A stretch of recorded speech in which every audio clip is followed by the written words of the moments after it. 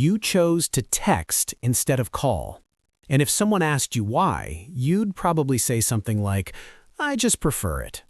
But that's not the real answer. Because people who prefer texting aren't just choosing a communication style.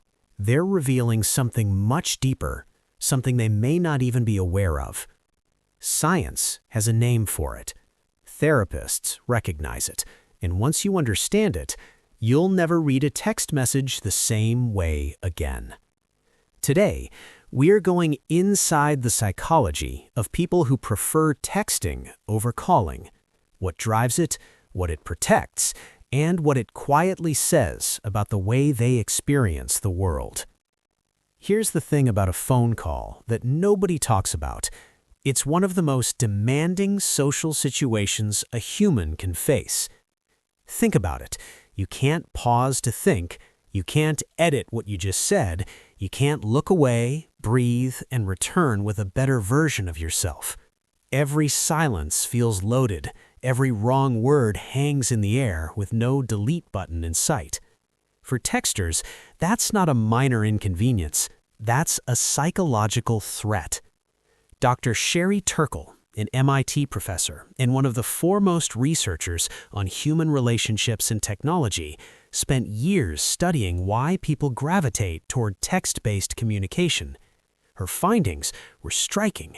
Many text preferers aren't antisocial, they're actually deeply invested in connection. What they crave is something calls can't offer: control. When you text, you author your reality. You decide when to respond. You decide what version of your thoughts gets sent. You can feel something, sit with it, rearrange it, and then present it in a way that feels genuinely like you. A phone call rips that away.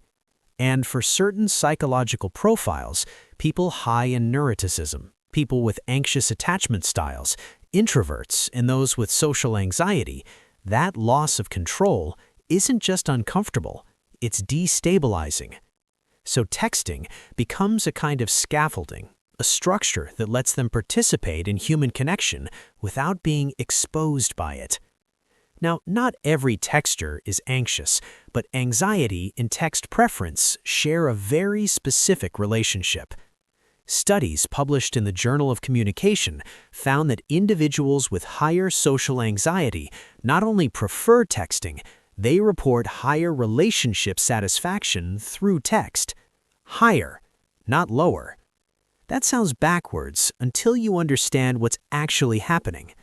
When you're on a call, you're tracking 6 things simultaneously: your words, your tone, their reactions, the silences, your breathing, and the performance of seeming normal. That's an enormous cognitive load, and for anxious minds, that load produces a fog, a kind of paralysis where the harder you try to sound natural, the more unnatural you become. But in text, that fog lifts. You can think clearly. You can be funny, warm, articulate, the version of yourself you want someone to know. And because that version consistently shows up in writing, texters often build surprisingly deep relationships through messages alone.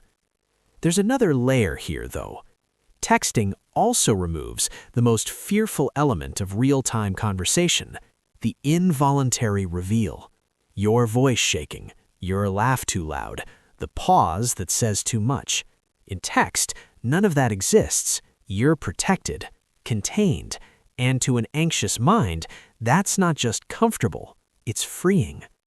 Now, let's separate anxiety from introversion, because they're often confused and the distinction matters here. Introverts don't fear social interaction, they're drained by it.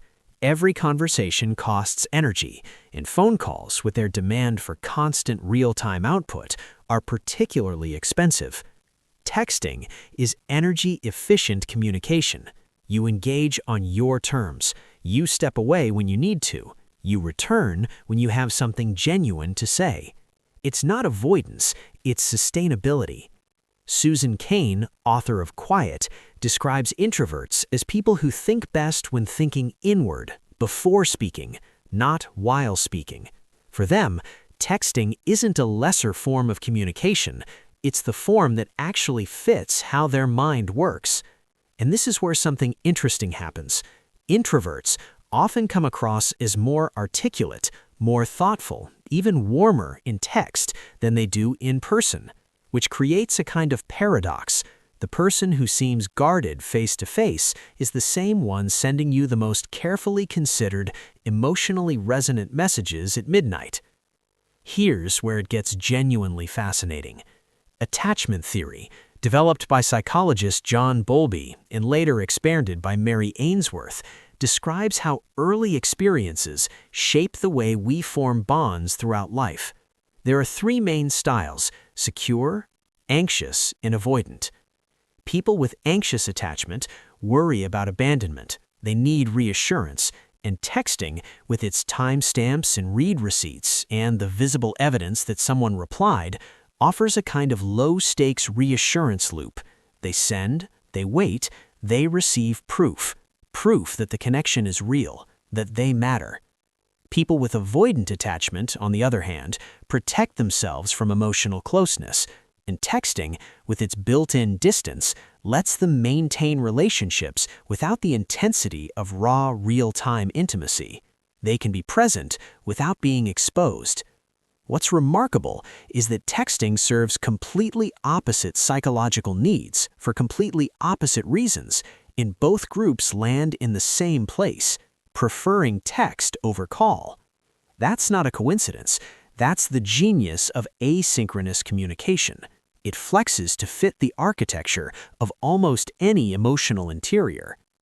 So the next time someone sends you a text instead of calling, or the next time you do it yourself, understand that there's a psychology behind that choice, a story being told without words. It might be someone protecting their thoughts long enough to share them fully. It might be someone keeping themselves close to you from a safe distance. It might be someone building a relationship in the only medium where they trust themselves to be who they truly are. Texting isn't avoidance, it's architecture. It's the shape that certain kinds of minds build around connection so it doesn't break them before it reaches them. And maybe that's worth knowing the next time you see those three little dots appear. If this gave you something to think about, consider sharing it with someone who texts you more than calls.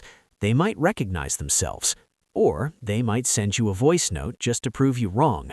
Either way, I'll see you in the next one.